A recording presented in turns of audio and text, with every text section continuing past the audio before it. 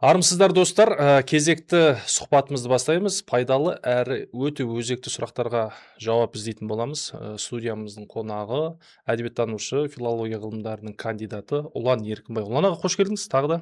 Қош bulduk, Көргеніме өте бәрекелді. қуаныштымын. Бәрекелді. Жаңа өзіңіз айтқандай, және интернеттен көптеген мақалалар болсын, мықты ғалымдардың осы саланы зерттеген жалпы интернет тәуелділік дейміз. Оның ішінде жас балалардың, жаңағы мектеп оқушыларының арасындағы интернетке тәуелділік, жаңағы смартфон, гаджет, компьютер, ойындар бар, басқасы бар, әлеуметтік желілер бар. Бұны ауруға жатқызыпты. Нақты ауру. Мысалы, алкогольға тәуелділік көп қой. Құмар ойынға жаңағы игромандар дейді, жаңағы кәдімгі тәуелділікке жатқызып қойыпты. Бұның расын айтамын, мен мән бермедім, бірақ зерттеген кезде, жаңағы сұхбаттарды қарап отырған кезде біраз мықты кісілер, зерттеген кісілер бұны ауру деп жатқызыпты. Сіздің пайымыңыз осыған саяды. Нақты ғылыми себебі қандай? Неліктен бұл ауруға жатады? Ауру деп қоғам былай жалпы адамдар ауру деп қабылдамайды да бұны. Мен де мысалы ауру деп қабылдамадым. Шынын айту керек. Иә, Айбар, жақсы. Бүгінгі енді тақырыбымыз сол виртуалдық, интернет тәуелділік туралы болса, енді әртүрлі мамандар әр саладан қарастырады ғой. Бірақ енді біз өзіміз, мен өзім осы салада, педагогикалық салада жүргеніме бір 25-30 жылға таяп қалды. Сол тәрбие тұрғысынан, ұстаздық тұрғысынан, педагогикалық сала тұрғысынан барынша бұл сұрақ талқылаған кішкене этика тұрғысынан да, әдеп тұрғысынан да дұрыстау болған шығар деймін. Өйткені қазір енді жаңа сен көтерген тақырып өте күрделі тақырып, негізі оны жаңағы хирургтерде, жаңағы адамның жаңағы миын зерттейтін мамандар, нейробиология деген сала бар, сосын миды зерттейтін сала бар. Көп қой енді бұның, сосын жаңағы IT мамандардың өзі бар, сосын адамның жаңағы технологиялық кодтау деген саланың мамандары бар, психологтар бар, әлеумет танушылар бар, эволюционисттер бар. Көп бұл саланы бүкіл әлем болып қазір тануға тырысып жатыр ғой. Сол үшін біз енді өзіміздің шамамыз келетін, мен өзімді айтып жатқаным ғой енді, әрине сіз журналист ретінде сұрақты қойғаныңыз орынды, бірақ өзіме қатысты жағын нақтылап алсам, мен педагогикалық тұрғыдан ғана былай жалпы пайымдап айта аламын. Жақында ғана осы тақырыпқа байланысты мынау шыққан Джонатан Хайт дегеннің мазасыз ұрпақ деген кітабын оқып шықтым. Бұл әлем, жалпы бүкіл әлем бойынша соңғы зерттеулердің бәрі жинақталған кітап екен. 2024 жылғы жалпы нүктесін қойған.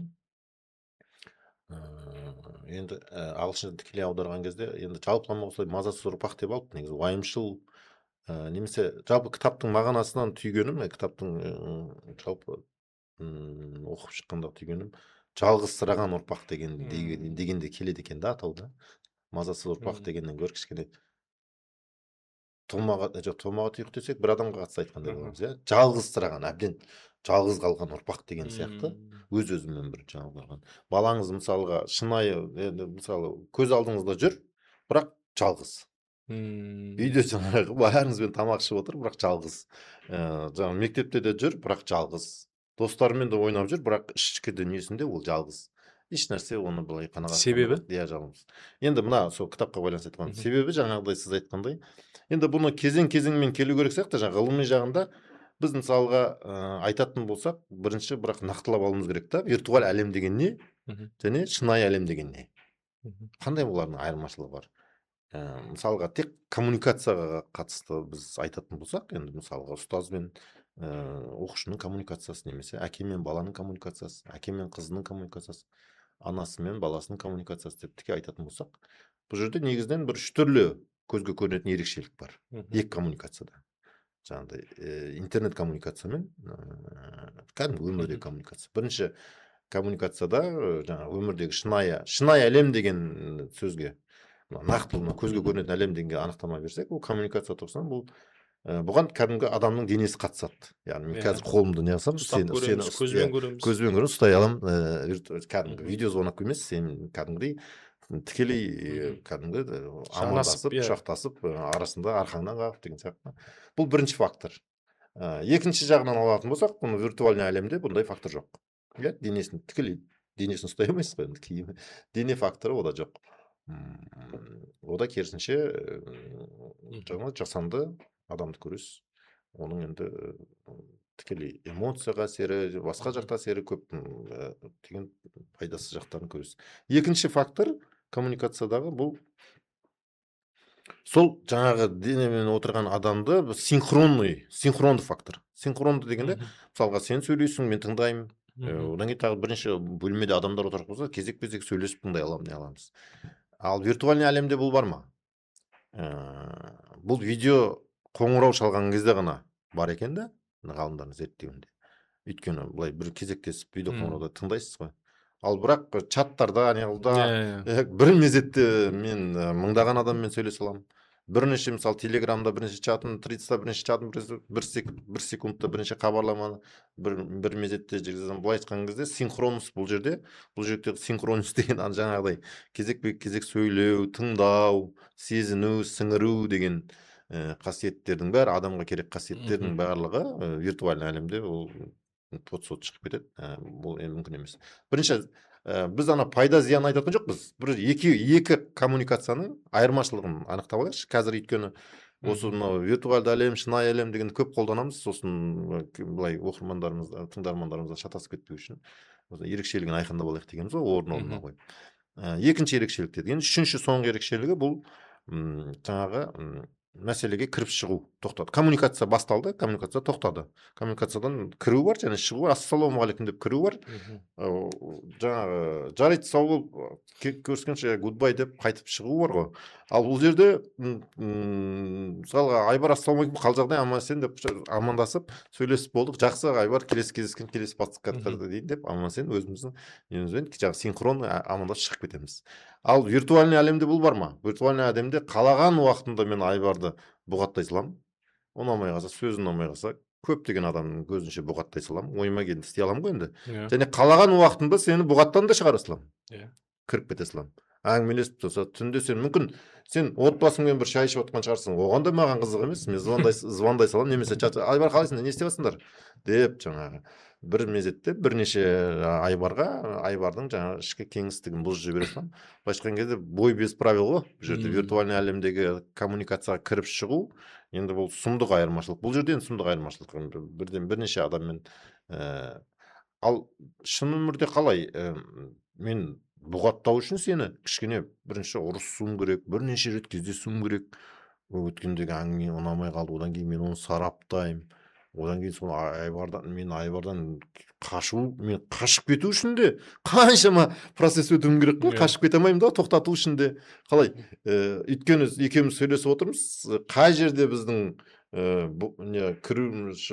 ренішіміз басталды. Бұл айтқанда бұл кәдімгідей ұзақ процесс. Немесе қай жерде біздің достығымыз басталды, және ол достықты қай жерден тоқтатып, қай жерден, енді былайша айтқанда қиын ғой енді. Қиын. Сондықтан осы негізгі үш айырмашылықты байқаймыз. Енді жаңадай бағанағы сұраққа келсек, бұл шын мәнінде неге ауру болды деген. Әзіргі жағдайда, енді сұраққа енді келіп отырмыз ғой, өйткені бірінші несін анықтап алдық, терминологиясын жіктеп алдық. Сұраққа, шын мәнінде тәуелділік бұл 4 фактордан тұрады дейді, ғалымдар айтады. Қалай білуге болады балалардың сол тәуелділік деңгейіне түскенін дейді. Бірінші зейіні қашады. Одан кейін ашушаң болады. Одан кейін жаңа ашушаң болады, фокус қашады, одан кейін ұйқы бұзылады. Үшінші фактор. Төртінші фактор ғана жаңағы сен айтқан тәуелділік. Бұл бірден тәуелділіктен басталмайды. Өз кезең бала жаңағы ашушаң болады, күйгелек болады, сенімен сөйлескісі келмейді, өтірік айтады дегенде, бетпе-бет сөйлесуден қашады. Бұл бірінші фактор, кезеңдер. Жаңағы сосын барып фокус қашу. Кез келген нәрседе фокус қашады. Тез. Мысалға бір жерге сен жұмсап жібердің балаңды, ол соны ғана ойлап тұр, бітіріп тастау керек. Тез ғана бітіріп тастау керек. Әкем соны айтты, мен бітіріп тастау керек. Себебі ойы ана жақтан жалғастыру керек қой. Ойы басқа жақта, және мына жақта ойыны жоқ болса да, оның зейіні қашып кеткен. Сен балам су алып жіберші дедің, бір стакан балам су алып жіберші дедің. Балаң кәдімгі бір робот сияқты су алып келеді, кетеді. Енді су алып келе жатып біреумен сөйлесіп қалмайды. Анашым қалайсың деп, не істеп жатсыңдар деп. Суды жылылау құйсаңшы, ондай судың несі туралы жоқ. Оған мән бермейді. Мән бермейді. Ойында жаңа интернет тұр. Ойында сенен құтылу. Анау алып кеш ұрсасың ғой, себебі алып келіп Жоқ, күтіп одан отыр. бөлек жаңа бітпей қалған ойыны бар, аяқталмаған мультфильм бар, жаңа виртуалды әлем ғалымдар бар. айтып отыр ғой, тіпті сол ойыны бар болса жақсы ғой, тіпті ойыны да ештемесі жоқ болса, ол уже зомби болған. Жоқ болса да соны тез бітіріп, ана процессті тез онлайн, сен офлайн процесс қой, сен су алып кел дедің, сенің процессің офлайн процесс. Оны бала қатты оған қанағаттанып тұрған жоқ, офлайн процесске сенмен болады. Мысалы, ұстаз айтты, бір сабақты орындау керек деді, соны орындап тастағысы келеді, оны автоматом. Олда да сондай. Тез бітіргісі келеді. Оның жаңағы ұстаз айтқан сабақтың мәні, тереңдігі, ары қарай өмірде пайдасы, ол тарихтың, одан бір ләззат алғысы келіп тұрған жоқ. Ғылыми ләззатты да былай айтқанда ешқандай сезім. Бұл жаңағы үшінші зейіні қашуды айттық, төртінші процент ұйқы бұзылу дедік. Ұйқыдан кейін жаңағы соңғысы, ең соңғысы бұл тәуелділік. Тәуелділік деген бұл жаңағы өзің айтқандай қазіргі жалпы әлемдік денсаулық сақтау ұйымының тізімінде бұл интернет тәуелділік деген, оның ішінде бөлініп кете береді ғой, бірақ интернет тәуелділік деген кәдімгі емдеу өте қиын, өте қымбат, өте мықты мамандар тартатын, бірақ әйтеуір түбінде емдеуге болатын. Енді бұл мысалға жаңағы рак сияқты, басқа да емделмейтін ауру сияқты деңгейде деп отқан жоқ, бірақ дей тұрғанмен соған жақын диагноз қойылып тұр қазір адамзат. Не істемек керек енді? Жарайды, себептерін білдік. Негізі бұл өте көп сияқты. Мен мысалы өзім жеке басымда енді қимайсың ауру деп, тәуелді деп, бірақ белгілі бір кезде оны бақылап, мысалы контроль жасамасаң страшно. Өйткені мен бір рет ұлым Алпамысқа өте көп беріп кеттік та, осы былтырлар ма, как раз жазың күні телефонға. Ол бала ойындарын білеміз, бірақ енді қаттан деп шақтасатын ойын. Бір ойын бар, әйтеуір детский ойын, бірақ не бар, тәуелдік азартына кіріп кетті. Ол бала түсініп тұр ғой қалай миссия. Ол достарымен ойнайды, өзі ғана емес. Алматыдағы бөлесімен видеоны қосып қояды да, давай кеттік бірге ойнайды. Қызығына қызық, бірақ оны шектедік. Кейіннен сөйтіп бір күні эксперимент бір жағынан бізге де қызық болды. Айжан алды да, келіншегім алды да, телефонды мүлде тықып салды. Шынымен өзі ұмытып кетті соңында. Қайда қойғанын ұмытып кеткен ғой. Алпамыс ұлым кейіннен ұмытып кетті. Автомат ұмытып кетті. Қазір қалай? Қазір бізде арасында береміз телефон. Өйткені жаңағыдай шынымен сәл қалай айтуға болады, күн суық болады, басқа болады. Үйде отырған моментінде бір сағат. Бірақ келісіп боламыз, бір сағат оған көнді. Білмеймін енді бұл қаншалықты дұрыс. Айтайын дегенім, ал не істейміз? Түбегейлі радикально барып телефон, смартфонның бәрін жоқ қылу керек па? Жоқ әлде бір поэтапны қалай тәуелділіктен қалай құтыламыз жалпы? Сіз педагог маман ретінде ақыл кеңесіңізді айтыңызшы. Енді қазіргі жағдайда бұл бірінші диагнозды терең білу, тек қана былай мысалы пессимистік тұрғыдан айта беруге болады, смартфон зиян, осындай зиян деп, олай емес. Интернеттің жаңағы смартфонның білімге, ғылымға, педагогикаға беріп жатқан несі орасан пайдасы. Бірақ бүкіл нәрсені жаңағы орнымен, уақытымен деген, мысалға біз айтамыз ғой, жаңағы балиғат жасқа толу деген сөз бар қазақта. Балиғат жасқа толу. Мектепте педагогикада бұның барлығы, педагогикалық ғылымда бұның бәрі ескерілген. Баланың миы қалыптасуы негізінен өмірді тануы 5 жасқа дейін дейді. Одан кейін 12 жасқа дейін, 12-13 жасқа дейін жаңағы балиғат жасына қалыптасу дейді. Одан кейін жаңағы 17-18 жасқа дейін кәмелет жасына қалыптастыру дейді. Сонда енді қазіргі ғалымдардың, жалпы педагогтардың айтып жатқаны, мынау мектеп не істей алады, ата-ана не істей алады, қоғам не істей алады деген кезде көбінесе негізгі рычагтар осы мектеп пен ата-анада екен. Ата-ана, мысалға сіз өзіңіз 9-шы класстың несісіз, немесе кешірім сұраймын, 2-ші класстың несісіз, ата-анасыз, мектебіңізге бардыңыз. Әрине, кейбір мектептер, мен мынандай жеке бұл мақсаттарды шешкен мектептер бар. Мысалы, мына томаға тұйық ұрпақты кәдімгі зиялы ұрпаққа айналдырып жатқан, осы бағытта жұмыс істеп жатқан мектептер, мүлдем телефон ұстамайтын, коммуникацияға мән беретін, мықты өзімізде де қалада мектептер бар. Бірақ жалпы халық ретінде бұндай мектептер сирек. Сондықтан сіз мысалға 2-ші класс ата-анасы ретінде сіздің бардыңыз, адам психологиясында жаңағы біз ұжымдық әрекет ететін адамбыз ғой, енді ұжымдық қоғаммен бірге өмір сүріп жатқанбыз. Көпшілік жаңағы конформизм дейді ғой, көпшілік бағытпен өмір сүріп жатқанбыз. Сыныпқа барғандықтан бастауыштың өзінде смартфон бар, балалар жүр. Сіздің ұлыңыз бірден өзін кем сезініп қалды. Иә, кем сезініп қалды, келді. Енді осы жерде ата-анаға шешім қабылдауға тура келеді. Ата-ана. Ол ата-ана қандай әрекет ету керек мектепте?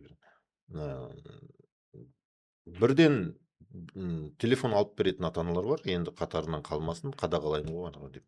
Өйткені бұндай деңгейдегі ата-аналар бұл шын мәніндегі бағанағы интернеттің, смартфонның, баланың негізі мынау жаңағы алдыңғы таным полушариясы, одан кейін жалпы дүниетаным полушариясы, оның бәрінің қалыптасуы кәдімгідей 18-19 жасқа дейін жаңағыдай зейіні тұрақталуы өте маңызды екен. Ата-ана соған сол кезеңге ата-ана ретінде жауапты екенін сезінген ата-аналар, жаңа екінші классқа барыңыз, біреу телефон алып берді, сезінбеген ата-аналар. Сезінген ата-аналар, егер сіз сезінген болсаңыз, сіз айтасыз, шұғыл чат құрасыз. Чат. 9-шы сыныпқа дейін күтейікші деген чат құрасыз. Мысалға айтып отырмын. Бұл ғалымдар дәлелдеген.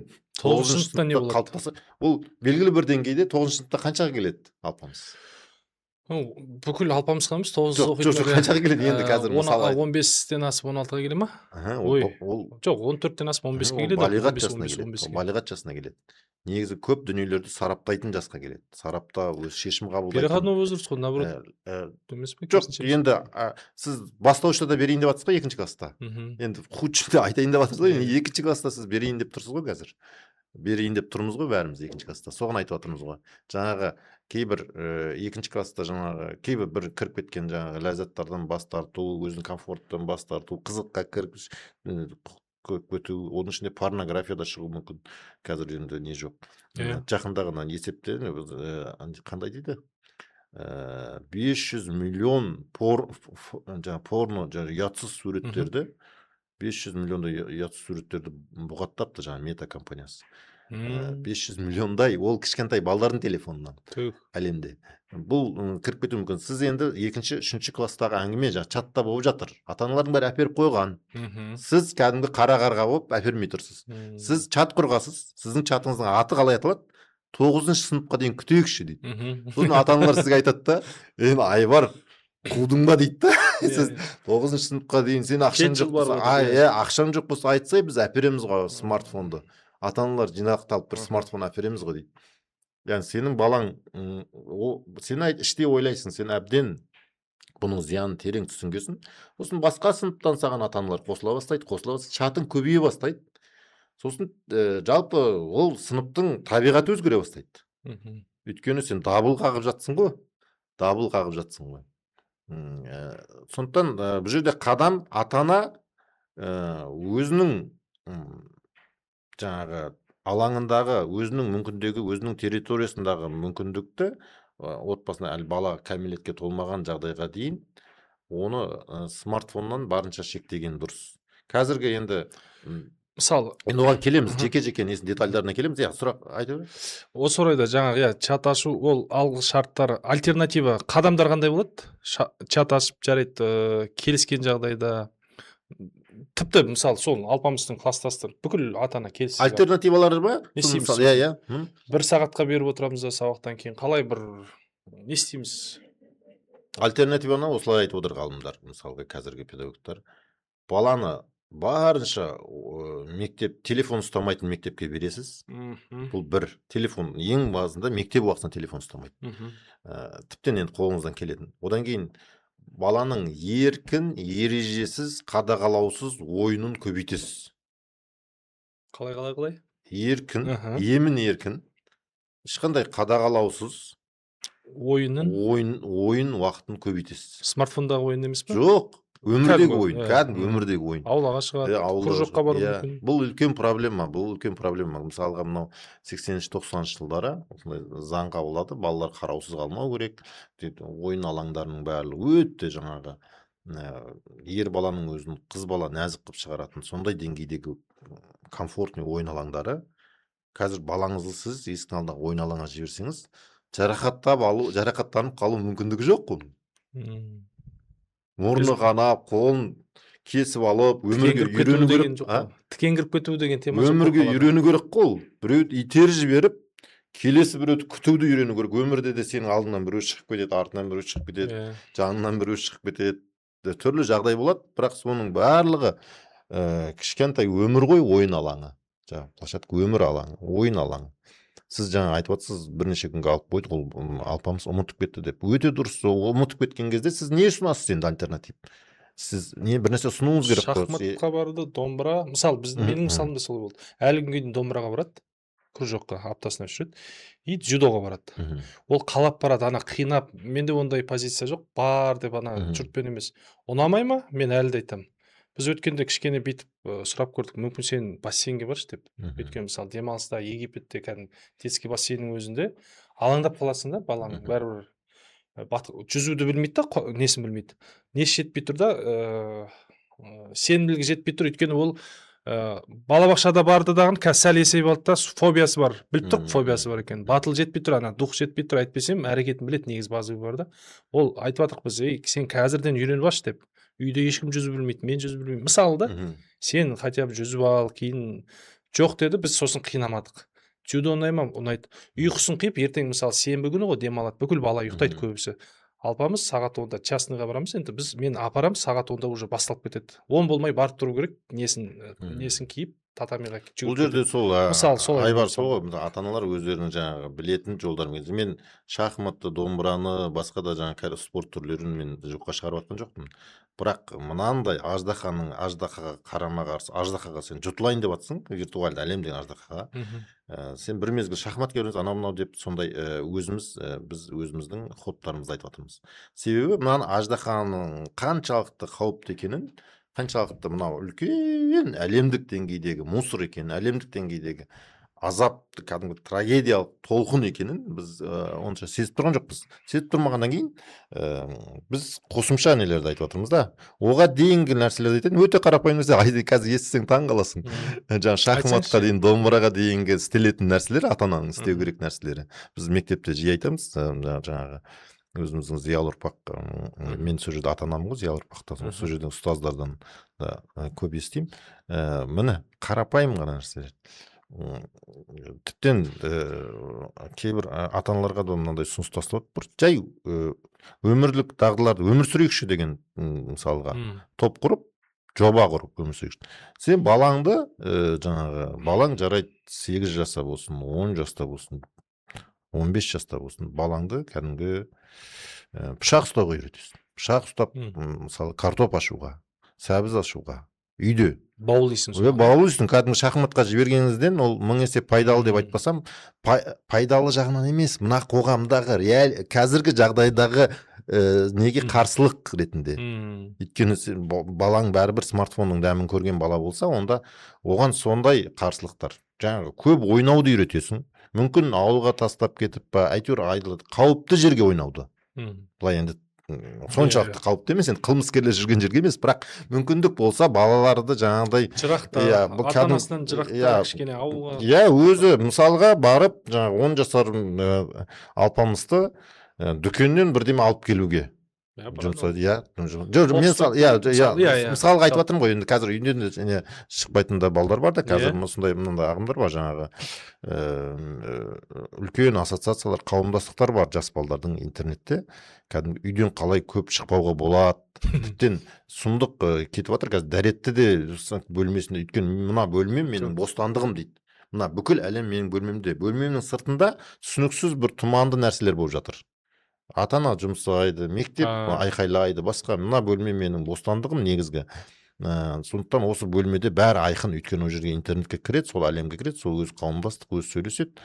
Былай айтқан кезде жасанды әлем ғой, жасанды әлемді олар шын әлем деп оққан. Қазір енді жасанды интеллект тіптен оларға жаңағындай жұбай тауып та беріп жатыр жасанды интеллект. Мысалы түрлі ол жақтағы ер азаматтардың жаңағы келбетті, мүсінді болуы, қыздардың да жаңағы өте сұлу сондай болуы, әрине олар кәдімгі өзінің сыныптастарына, басқа қоғамдағы жаңағы араласып жүрген достарына тым қызығушылықтары болмайды олардың. Былайша айтқан кезде түрлі жақтан былай адами тұрғыдан да жыныстық тұрғыдан да ешқандай барлығы бір былайша айтқан кезде ешқандай бір құштарлығы болмайды ешнәрсеге. Өте қауіпті нәрсе да. Енді соншалықты қауіпті болғаннан кейін бірақ бұған жасалатын нәрселердің бәрі айтып отыр, жаңағы балаңызды бастауышта әсіресе жаңағы әбден жоғары сыныпқа әбден жеткенге дейін балаңызға смартфон ұстатпаңыз, қарапайым телефон беріңіз деп отыр. Балалар да жазып жатыр. Қазір балалардың жаңағы мына жерде эссесін оқыдым. Балалардың қазір 12 жасар, мына жерде енді әжесі батыста ғой, енді 12 жасар мына жерде Эмили деген қыз жазыпты. Мен ата-анам барынша мен бұғаттауға тырысты. Мен сосын ата-анама айттым, егер бір рет осындай мені бұғаттасаңдар, родительский контроль қойсаңыздар, мен өзімді өзім өлтіремін деп айттым дейді. Сонымен бәрі шешілді, жақсы болды. Қазір қалаған несіне парномада кірем, басқасы кірем дейді да. Бұл жерде айтып өту керек, енді 13 жас деген тіркелген, иә, білесіздер, заңмен кәдімгі жаңағы Америкада қабылданған 13 жасқа дейін тіркелме жоқ. Қазір 13 жаспен деп сіз тіркеліп көріңіз. Мен жасым 10 жас бала, әшейін айтасыз, ешкім тексермейді ары қарай. Былайша айтқан кезде ол жерде 13 жас дегеннің өзі негізі қылмыс. 13 жас негізі ол қылмыс 13 жас. Өйткені бұл заң қабылданған кезде, ол енді 90-шы жылдары заң қабылданған кезде соншалықты интернет қауіпті емес еді. Біз қауіпті екендігін барынша бұның кәдімгі ажалдың кәдімгі толқын екенін сездік қой, бірақ 2010-да ғана сездік қой, әбден смартфондардың дәуірінде ғана сезілді, иә. Ол кезде соншалықты қауіпті емес. Сонымен 16 жас деп ұсынылған екен ол кезде де негізі 90-шы жылдардың өзінде осы заңға. Мысалы, аккаунт ашудың талабы 16 жас. Әлеуметтік желіге тіркелу үшін. Иә, әлеуметтік желіге тіркелу үшін. Бірақ ол кезде азаматтық қоғам қарсы шығыпты. Ой, онда бала мысалға 15-16 жасында жүкті отбасы, одан кейін әкесі шешесінен рұқсат сұрап жүреміз ба? Мысалы, қылмыскер, мысалы 14 жасар бала біреуді пышақтап кетті. Онда біз сол заң бойынша барлық ешнәрседен оған талап ете алмаймыз. Онда өзінің оның пікірі жоқ па деген сияқты кәдімгі көтерілістер болған ғой халықтың. Сөйтіп 13-ке түсіріпті. Бірақ бұл өте адамзат алдында үлкен қылмыс болғанда негізінде. Қылмыс әлі соны жөндемей жатыр. Қазір енді осы салада жөндей де алмайтын шығар енді. Дабыл қағып жатқандар, енді 16-ға бір көтерсек, негізінде ол 18 жас болу керек екен. Бірақ 16-ға бір көтерсек деп дабыл қағып жатыр.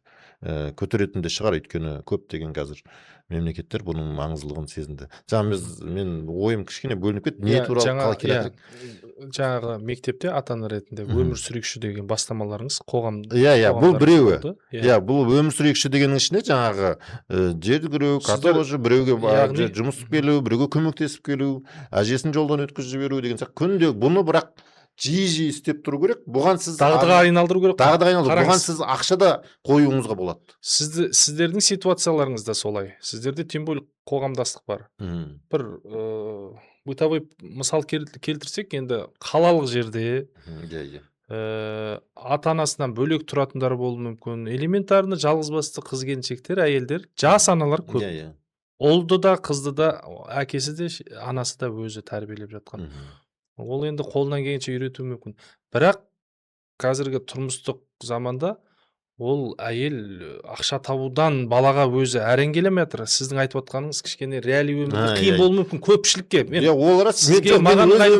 өз өмірімнен айтайыншы, өз мысалы. Жалпыға бірдей бір стандарт ретінде бір мысал айта аласыз ба? Жалпы кез келген істей алатын. Кез келген істей алатын бұл мысалға енді мектепте барынша телефонсыз мектепке. Қазақстанда енді барлығы қазір қолданып отыр ғой. Тек сабақ кезінде телефон өшіру деген ол еш нәрсе шешпейді екен. Қазіргі ғылым соны айтып отыр, педагогикалық ғылым. Сабақ кезінде өшіру деген ол үзілісте қайта керісінше ол былай айтқан кезде мұғалімдер қазір бүкіл қоғамның саналы мұғалімдер жалынып отыр. Бізге сабақ беруге мүмкіндік беріңдерші деп. Үзіліс кезінде деген ол қайттан бала бүйтіп ақыл есінен айырылғандай болып қайттан сабаққа кіреді. Осы жерде бір орай келгенде сұрап жіберейінші, мысалы мектепке неге заң бойынша заң қабылдауға болмай ма? Смартфонды табалдықтан қалай аттайды? Көп қой, ячейка бар, амал көп қой, тастап кетеді. Ал шыққаннан кейін байланысу үшін, алып кету үшін жаңағы байланыс үшін ғана оны түсінуге болады. Өйткені шынымен көбісі ата-анасы күніге жетектеп алып бара алмауы мүмкін. 3-ші сыныптан бастап 2-ші сынып даже өздері барып келетін, жолдан өздері өтетін менің алпамыстың мысалы сыныптастар өте көп.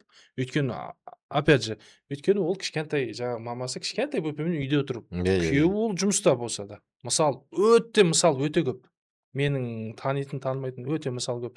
Яғни ол балаға түбегейлі заң бойынша запрет бере алмауымыз мүмкін, иә. Бірақ неге табалдырықтан аттап мектептің ішіне кірмеңдер деген заң жоқ па бізде? Соның өзіне істеуге енді болмайды? келе жатырмыз ғой. Соның өзіне келе мысалға қазір енді мектептерде сабақ кезінде алып қою деген бар. Бірақ үзілісте енді қайтадан достық бар ғой. мысалға ата-ана айтады, онда бір террорлық жағдай болсын, немесе менің балам ауырып қалды, мен қайдан білем. Бұның барлығы жаңағы ата-ананың да сауатсыздығынан келеді да.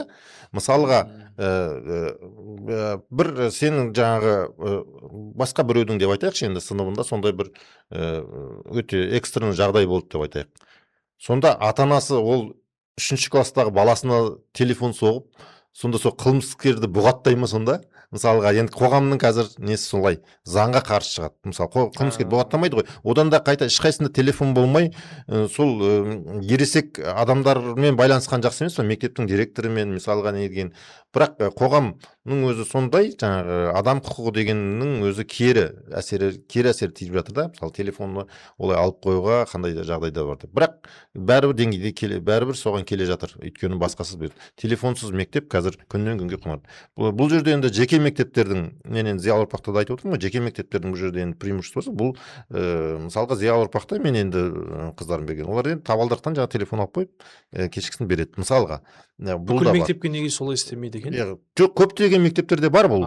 Бірақ мемлекеттік мектептерде заң бірдей ғой. Сондықтан олар мемлекеттік мектептерде де енді директорлер жеке жауапкершілікпен, құрылтайшылық кеңеспен бұнда істей беруге болады, және бұндай мектептер көбейеді деп ойлаймын.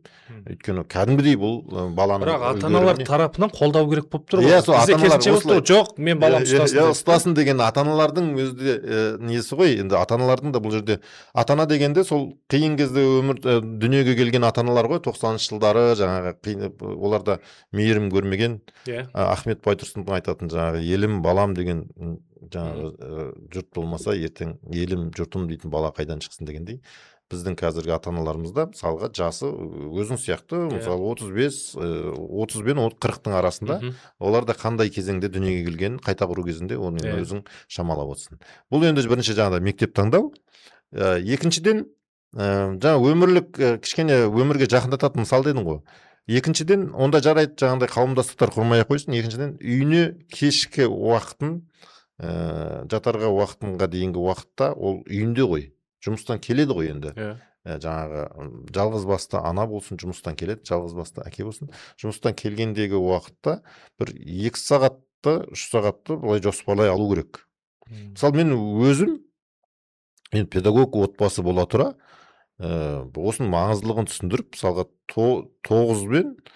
9-да біз телефон өшіреміз. Кешкі 9-да. Бүкіл интернет барлық өшеді үйде. Қазір қолданып келатқанымызға 2 жылдай болды. Кешкі 9-да өшеді. Таңертең алады. Таңертең өйткені сабаққа кете бастайды 7-ден. Таңертеңге дейін, мен айтамын 9-ға дейін бүкіл жаңағы сабақтарыңды барлығын жүктейтін жүктеп, түсіретін түсіріп, солай алыңдар 9. Енді қазір мен үйде жаңағы қыздарым, ұлдарым айтып жатыр. Әке дейді, сол 9-ды күтетін болдық дейді да, бір рахаттанып қаламын. 9-ды күтеміз дейді, соны тезірек тапсырып, өйткені анадан құтыламайды ғой, көрдіңіз ба? Байқаған кезде бұл 2 сағат, мен 9 мен 11 деген, қазір енді бәрі өздеріне өте нәтижесі бергеннен кейін таңғы 7-ге дейін дедік қой. Осы 2 сағаттың өзі, мысалы, бала телефон көріп жату, ешқандай мағынасыз уақыттың бәрін ысырап болуы деген нәрселерден құтқарады. Бұл әшейін бір үйдегі, бір отбасындағы мен кейсті айтып отырмын. Мысалға, бұл енді кез келген отбасы шамасы келеді ғой, мысалы. 1 сағаттан бастаса да, жарты сағаттан бастаса да, бір отбасы. Бұл жаңағы әкесі де бәрі де тастау керек бұны, ше? Бүкіл бәкәр, әке шешеңе, туған туыстарыңа ескертіп қоясың, біздің үйде осындай 9-дан кейін телефон өшеді деп. Одан кейін бәрі бір-бірімен отырады, кітап оқиды, әңгімелеседі. Кішкене болса да бір үйде бір сама общение пайда болады. Өйткені мен бір жаңағы Тристан Харрис деген кісін 2013 жылы ол кісі CEO Google-дың несі болған, жаңағы этика бөлімін басқарған кісі да. Google-дың жаңағы Тристан Харрис деген. Дабыл қақты ғой, қазір әлі есімізде, сол кезде жаңалықтарға шыққан. Google енді ол кезде әлемдегі өте үлкен компания. Қазір де солай ғой, енді қазір OpenAI деген шықты. Сол айтты, біз бұлай болмайды, біз бүкіл әлемнің, бүкіл өзіміз адамзат баласының онсыз да уақыты көп емес еді. Соны қайттан ұрлап жатырмыз ғой деп, сөйтіп дабыл қақты ол кісі. Сол кісі не істеді? Жұмыстан шығарып жіберді. Гуглдың әпте бір департаментін басқарып отырған адам М. 2013 жылы бұл әлі ана смартфон буым әлі енді басталғанына 2 жыл болған. Иә? Дал бірден жұмыстан шығарып жіберді. Қазір ол қандай? Зиянсыз технология дей ма, үлкен сонда ассоциацияны құрып, әлі дабыл қағып жүрді, өйткені жұмыстан шығарып. 2013-те айтайын дегенім жаңағы оның сөзі есімде қалыпты да, біз адамзат баласының онсыз да тапшы уақытын ұрлап жатырмыз ғой деген. Смартфонындағы бүйтіп мынау нелер, алғашқы смартфондар ондай емес еді. Есіңде болса, егер енді сендер ол кезде жас шығарсыңдар, 2007-те iPhone шықты. 2007-тегі iPhone. 4-ші iPhone ба? Иә. Жоқ, 2007-де шықты ғой, алғаш Стив Джобс таныстырды, иә, маусым айында. 4 бұрышты кішкентай. Кішкентай 4 бұрышты бір әскерлерде ұстайтын бір әскерилер ұстайтын бір консерв ашатын бір не сияқты. Ішінде бәрі бар, фонаригі бар, басқасы бар, несі бар. SMS жазатын болсаң, мысалы бір сөйлемді жарты күн жазасың дегендей ғой. Иә, сондай ғой енді. Алғашқы не шықты. Смартфонның түрі алғашқы енді. Ойла, ол кезде қаншалықты қауіпті емес еді. 2010-нан бастап одан кейін кетті ғой енді, алғай жаңағы приложениялер шыға бастады. Мысалға сол мәлімет ретінде айтады, 2008-де жаңағы App Store мен Google жәнелер приложениялер саны 500 ба, сондай әлем бойынша біз. Қазір сол арада бір 5 жыл өтпей, 2008 дедім ба, арада 5 жыл өтпей приложениялердің саны 2 миллион ба, 3 миллион ба болған. Бізде адам уақыт ұрлау деген. Уақыт ұрлауыңызға келсем, бәрі келіседі деп ойлаймын. Қазір есіме түсіп отыр, мысалы. Ол расымен сондай. Мысалы, кіріп кеткен кезде, ол белгілі бір кітап оқу, бір пайдалы болса бір жөн ғой. Ешқандай мақсат мүдде жоқ қой. Сайт етіп отырасың. Фейсбугың бар. Ол жердегі Фейсбукта кішкене аудитория басқа. Инстаграм бар. Тредсің бар. Қырылады, басқа қылады. Мысалы, Инстаграмда мысалы менің өзім мысалында бір демалғандай просто миыңды расслабын, жатсың, ыңғайлы жерде жатсың, үйіңде жаңа жұмысын істеп келдің. Бірақ тәуелдісің, оны бірақ тәуелдісің деп ойламайсың, сол моментте ойлайсың. Өйткені маған Айжан Кеншегім айтады, сен что-то қатты кіріп кеттің. Мен қатты кіріп кететін бір екінші себебі, менің енді жұмысым қазір контент салу, көрсету, дүкенді жаңағы неше түрлі тауарларды көрсету, сосын жауап беру, SMM деген жұмыстарда ол сен хочешь не хочешь тікелей соған байланысты. Одан бөлек барлығында сондай. Байқаймын. Мысалы, әкеммен қатар, әкем де кей кезде неге қатты кіріп кетеді. Мысалы, үлкен кісілер. Бала тем более, бұл жерде даже жаста талғамайды да. Енді мысалға жаңа өзің айтып отырсың, үлкен кісілердің өзі сондай бір күйзеліске, депрессияға. Немізді шығарамыз біз, парымыз шығарамыз, дофамин, өзің пікірлес, өзіңнің бір неңді тауып аласың да, солардың парақшасына кіресің, өзіңмен мүдделес, ойы бір адамдардың несін қарайсың. Мысалы, мен журналистпін, өзім журналистер, мысалы, алдыңғы буын ағалардың жазбасын қарап отырамын да, мысалы, мен өзім қарайтын бір контенттерім бар, спорт, жаңағы тамақ пісіретін бір нелерді қарап кетемін, ол алдыма шыға береді ғой, ол қайтадан неше түрлі күніге контент келіп тұрады маған. Сол сияқты біз расымен бір-бірімізбен сөйлеспейміз, мысалы, бүйтіп отырып, кішкене телефонды ысып тастап, былай шынайы жаңағы отбасымызбен далаға шығып, просто серуендеу деген сияқты бір жарты сағатқа шығып келу деген қарапайым дүниелер жоқ та. Өйткені біз смартфонда тұрық қой. Жақсы, бұны сіз де айтасыз, біз де айтамыз. Амалы жаңағы шектеуден басталады. Бірінші шаг сол сияқты, мысалы, сағат 9-дан бастап өшіп тастау деген сияқты, хотя бы 1 сағат, 2 сағатқа деген сияқты шектеп отыр. Енді одан басқа тағы қандай жақсы кестер бар? Бұл кестерді көптеп айта беруге болады. Өткенде жалпы мектеп, орта туралы айттық қой. Одан бөлек жалпы өзіміздің кәдімгі бір енді арнайы бір жеке подкастта соған арнаймыз ба деп отырмын. Тәрбие, ұлттық тәрбие туралы, ұлттық дәстүр. Мысалға осы батыстан келіп жатқан үлкен жаңалықтардың барлығын біз жаңалық ретінде жұтып келе жатқанымызға бір 20-30 жыл былай болды. Талғамай жұтып келе жатқанымызға. Біз жоқ, тоқтайық, біз кімбіз өзіміз? Біз қазақ, қайда бара жатырмыз? Қазақпыз. Біз қазақтың сан ғасырлық өзіміздің қалыптасқан жүйеміз бар, іргетасымыз бар, мәдениетіміз бар, тарихымыз бар.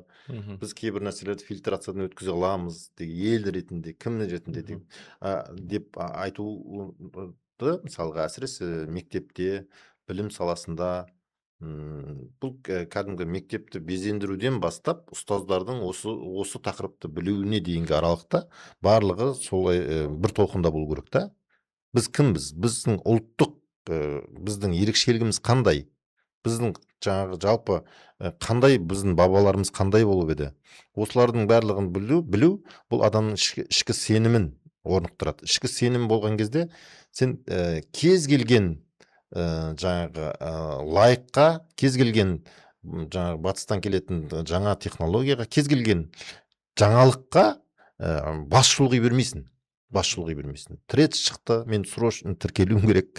Мүмкін мен бір бабалар сөзін оқып, бір кішкене өзімнің қазақшам дұрыстайтын шығармын. Мүмкін трецке кеткен уақытымда. Мысалға дегенде айтып отырмын да, жалпы бұл жерде адам өзін тану, өзінің ұлттық негізін тану, бұл үлкен тақырып негізінде. Бұл тану сол мектеп деңгейінде, ата-ана деңгейінде болу керек. Сол кезде біз жаңағы уайымшыл ұрпақты зиялы ұрпаққа айналдыра аламыз. Мәселе осы да негізі. Ал жаңағыдай детальдар енді біз ішіне кіріп кетіп, жаңағы мәселенің ішіне, проблеманың ішіне әбден кіріп алғаннан кейін, әбден кіріп асқынғаннан кейін, енді 4-ші, 5-ші стадияға келгеннен кейін, ал енді емдеудің қандай кейстерін айтасыз? Деп. Сен өзі 5-ші стадиясың ғой, кәдімгі ненің, жаңағы аты жаман аурудың. Сен онда кейс сұрамай қойса, кішкене неге дайындала берсе, одан кейінгі өмірге дайындала берсе деп айтсақ болады да. Ал сондықтан біздің жаңағы құрметті ата-аналарымыз, құрметті жаңағы педагогтарымыз, біз егер шын мәнінде жаңағы жалғызсыраған, күйгелектеген, томаға тұйық ұрпақты зиялы ұрпаққа айналдырамыз десек, онда балаға дұрыс орта таңдап, дұрыс мектеп таңдап, және білімін ұлттық негізде жетілдіруге танымын. Соған байланысты жоспар құруға, шынымен баланы тек қана жетістік үшін емес, баланы кәдімгі өзінің шынайы әлемінде өмір сүруіне біз барынша күресуіміз керек. Сол жолда күресуден басқа біздің неміз жоқ, басқа жолымыз жоқ. Күресуден басқа, ізденуден басқа, тәрбиеде басқа бір несін, тәсілін ешкім әлі адамзат баласы ойлап тапқан жоқ. Өйткені біз әлі осы мысалға жай әшейін смартфон туралы ғана айттық. Ал жасанды интеллект туралы айтсақ не болады қазір? Мысалға жасанды интеллект, себебі сіздің бұрын енді тек қана мәтіндердің бір секундта мыңдаған мәтіндерді реттеп беріп солай айтады. Қазір сол мәтіндердің эмоциясын біліп отыр ғой ол жасанды интеллект. Ал біз оған дайынбыз ба мысалға? Ал біз тек қана біз бір отбасы ретінде айтып отырмыз. Ал ұлт ретінде де сырттан келген қоқысқа біз өте әуеспіз ғой негізінде. Ұлт ретінде де мемлекет ретінде мысалға қазір жаппай жасанды интеллект мектептерге кіріп жатыр. Бұл шындығын айту керек. Әрине бұл біздің іргетасын қаланбаған үйді қайта ремонттай берген адамға ұқсаймыз да біз. Бірінші фундамент үйге құйылмаған. Мемлекет ретінде болсын, енді бұны айтайық енді шынында енді. Мемлекет ретінде фундамент құйылмаған, бірақ шатыр, жаңағы недер, спальня, қабырға жасағымыз келеді емес, жасап тастағанбыз, безендіріп тастағанбыз. Люстраның алтыннан ілініп тұр, бүкіл әлем қызығып жатыр. Шатыры бәрі тұр. Бірақ анау іргетасын қоямыз ба десек, оған қоя тұршы. Қазір жасанды интеллект келді, енді соған кіріп алайық деп жатырмыз да. Мән бермейміз ол іргетасқа. Ал негізінде соның бәріне төтеп баратын негізі іргетас емес па, фундамент қой. Бір күн әйтпесе үй сол интеллектпен бірге, жасанды интеллектпен бірге болмақаса құламай ма? Сол жағы. Бұл жеке отбасын алған кезде де, және жалпы қоғам, мемлекет, мектеп ретінде де осылай. Демек өзін тану, ұлттық құндылық пен ұлттық тәрбие беру негізі сода жатыр ғой. Әрине, негізге содан басталады, және жаңа айтқандай бұның қаншалықты апат екенін терең ұғыну. Біз мысалға айтамыз ғой, жаңа поезд кетіп қалды дейді ғой, енді поезд кетіп қалған жоқ негізі. Себебі Титаник батып кеткеннен кейін бітті, әлем тоқтап қалған жоқ. Титаник сол кеме өндірісінде мүлдем революция болып, кеме өндірісінде қаншама кеменің шығуы тоқтап, қайтадан қарады мәселені дегендей. Кез келген неде солай ғой, қателікті. Мысалға біз 2010-да бұның апат екенін білдік па? 2010-да. Соншалықты апат екенін сездік па? Әрине білген жоқ, сезгенде мұнаншалықты апат екенін біз қазір біліп отырмыз ғой. 2010-да шын мәнінде білді. Енді 2010-нан бері 16 жыл өтті. Бір дәуір, мүлдем басқа ойын ережесі, мүлдем басқа әлем ережесі, мүлдем басқа. Сондықтан біз соның диагнозын білуіміздің өзі қазір өте маңызды болып тұр да. Мгм. Ата-аналар көп жағдайда ойлайды, мен балама жаңағы шын мәнінде жақсылық жасап жатырмын. Жаңағыдай Жанын ашып көмектесіп IT мамандығына беріп жатырмын, басқа смартфон әперіп жатырмын деп, мен ата-ана ретінде өз міндетімді атқарып жатырмын деген. Бірақ соның егер жаңағы соңғы 16 жылдағы өзгерісті ата-ана егер терең сезіне алса, мысалға, Мгм. ол кезде балаға қатысты өзінің қаншалықты зиян жасап жатқанын ол кезде терең түсінер еді да, мәселе солда. Сол кезде ол Мгм. айтар еді, менің балам бәріне үлгереді екен ғой негізі. Бірақ балама үлгермейтін нәрселер бар екен, базовый жаңағы ата-анамен қарым-қатынас, үйде бауырларымен сөйлесу, өзінің ішкі сезімдерін жетілдіру, адам ретінде, жігіт ретінде жетілдіру. Қазір жігіттерді білесіз ба? Зейнеткерлердің күшімен ажырата алмайсыз. Қазір мысалы 15-16 жастардағы жігіттерді Аха. былай қарасаң қыз сияқты. Мгм. Көпшілік негізгі статистика. Қызбен қайта қыздар бір ұрса құлайтын сияқты да, ол керісінше. Былайша айтқан кезде жаңағы жігіт жасында жаңағы ел басқаратын жігіттер ғой, енді 16 жастағы жігіт деген ел басқарады ғой енді, Иә. сол жасындағы жігіттер негізінде бір қаусаған зейнеткер кемпір шал Әлжуаз, деңгейінде. ақ саусақ. Иә, себебі Оған да сол интернеттің кесірі ме? оған да Кесір тиіп тұр ма? ата-ананың кесірі. М. Ата-ана өзі шектен тыс өбектейді. М. Содан кейін ол жаңағы тұлғаларды нелердің барлығын ол неден іздейді. Барлығы сол негізі ата-ана мен интернет екеуі сондай күйгелек ұрпаққа алып келеді ғой негізінде. Мгм. Бұл жерде ата-ана қолда бар тізгінді дұрыс мақсатта қолдану ғой, ата-ана. Мгм. Қолда бар мүмкіндікті дұрыс мақсатта қолдану. Мгм. Үйіңде мысалға жаңағы өте пайдалы бір мысалға зат тұр, азық-түлік. Сен қолдансай оны, сол уақытыңды, сол ресурсыңды, сен балаң, сен үйіңде тұр ғой, 18 жасқа, сен үйіңде. Иә, жарайды енді 16 жасында үйленіп кетіп жатқан жоқ қой бәрі. Иә. 13 жаста үйленіп кетіп жатқан жоқ. Мысалға сол мүмкіндікті қолдану. Төтеп беру керек деп айтып жатырмыз ғой. Төтеп бере аламыз ба? Кеш емес па? Жалпы амалын Бере жасауға алсақ та, болады. бере алмасақ та осы амалын Әлде жасау керек. осымен кетті ма? Осылай бола бере ма? Жалғаса бере ма? Бұл жаңағыдай. поток па? Бұл Иә. поток ешқашан тоқтамайды. Бұл тек Онда неге талқылап отырық біз енді жоқ, шешім? енді соның шешіміне қарай Иә. сіз Демек, мысалға сіз малды да сойып жатса, ол несін тұяғын серппей ма? жоқ, интернетті ешкім Тұяғын тоқтатып тастамайды ғой. Мгм. Бірақ жаңа интернет тәуелділік мәселесі сода ғой. Тәуелділік, кері әсерлер жаңағы Оны ең басында күйгелек айттық қой, болу, тоқтатуға болады деп, емделетін нәрсе. Болады. Иә, болады әрине. Ешқандай кеш емес, иә, демек. Жоқ, Амалын жасауға басында болады. да айттық қой. Иә. Ал егер мән бермесек, ол күшейе береді. Кесірі жаңағыдай болады. 15 жастан кейін ер азамат болып өскенде, қыздар бой Енді оның жеткенде. кесірі Иә. кәдімгі зомби болады ғой енді. Мгм. Апокалипсис болады ғой. Иә, жаңа бізде есіңізде болса 2-3 жыл бұрын жалпы жылда бір нелер болып тұрады. Жасөспірім бала ойынға қатты кіріп кеткен, қаяқта еді? Bir Қарағандыда ма компьютер ойнайды ғой таңға дейін. Сосын ағасы келіп қой дейді, жаңа мысал. Анау жынданады, ойынға кіріп кеткен, атыс ойын ба білмеймін. Ол енді мектептің де баласы емес. Переходной ондай мысалдар біздің именно Қазақстанда. Оңтүстік жетіп облыста алдырады атын мысалы. айтпай қояйық, анасын пышақтап тастады. Вот мысалы. Неге сен мен ойынды бөлесің деп жаңа ағасын ол білмейді Ағасын да. емес, анасын да пышақтап тастады. Иә, Ол көп айтылған жоқ бірақ. Иә, сондай Ондай мысалдар кейстер өте өте көп. Демек Сол үшін, алдын алмасақ, иә. осындай неше түрлісін әлі көреміз. Әрине, оны бәрі біліп отыр, иә. Сұхбатыңызға көп рахмет. Керемет. Алып қосарыңыз болса, осы орайда тұжырымдап айтам деген тыңдармандарға, ата-аналарға да, оның үстіне бізді тыңдап отырған жаңағы мектеп оқушыларына да бір ауыз қорытынды сөзіңіз болса. Қысқа ғана айтсам, бұл енді интернет тәуелділік дегенді өте қауіпті нәрсе екендігін түсініп, әрбір ата-ана өз деңгейінде күні түні дабыл қағу керек. Ал біз ұстаздар, мектептер қауымы, ұстаздар қауымы, біз де өз деңгейімізде бұған немқұрайлы қарамауымыз керек. Сонда ғана бұл апаттың алдын аламыз.